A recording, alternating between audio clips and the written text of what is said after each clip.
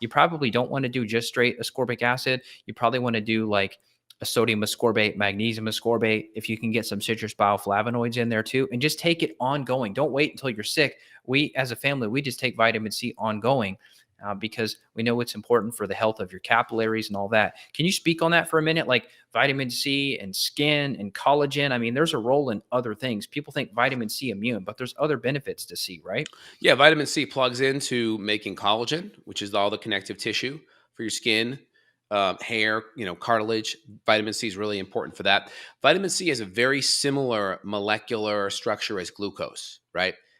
Don't quote me, but it's similar to I think C6H12 O6 or O8. It's right in that molecular area. Looks very similar. So what does that mean? That means vitamin C has a docking site on the macrophage that actually goes and gobbles up bacteria and potential viruses. And it's going to use that vitamin C that docks onto that macrophage to deal with the oxidation. So I kind of think of it as like a firefighter going into a house, and the vitamin C is like that firefighter bringing that hose to squelch that fire, to squelch it, right? That's kind of what I see vitamin C as, right? And it's almost like with the macrophage, it has a docking site, and that glucose can actually come in there because it looks very molecularly similar to vitamin C, and it can almost dock on that receptor site on that macrophage and take that vitamin C where to be using. It's almost like giving the firefighter a water hose, taking the water hose out and giving him a gas hose, and he doesn't even know it. It's almost like that.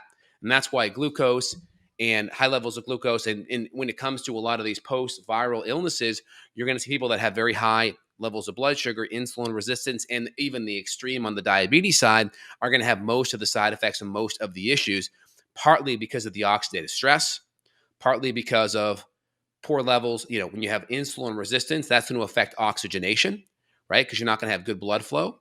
And when you have poor blood flow and poor oxygenation, we need oxygen to plug into that mitochondria as well.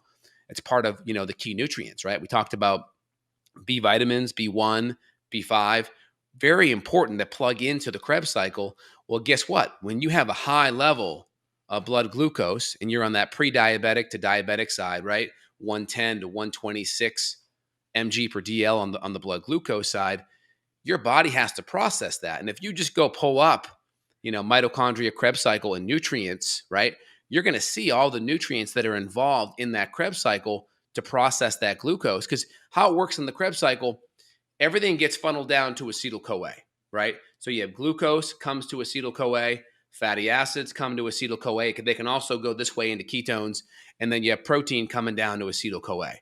This acetyl-CoA pumps around the Krebs cycle twice. And if you look, there's going to be nutrients that have to come in there to help that acetyl-CoA come around. And a lot of those nutrients are going to be B vitamins, magnesium, amino acids.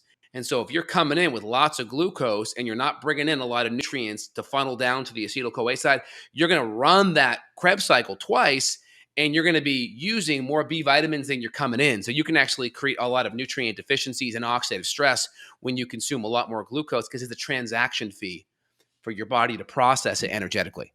Nice, nice. That's a great way to put it.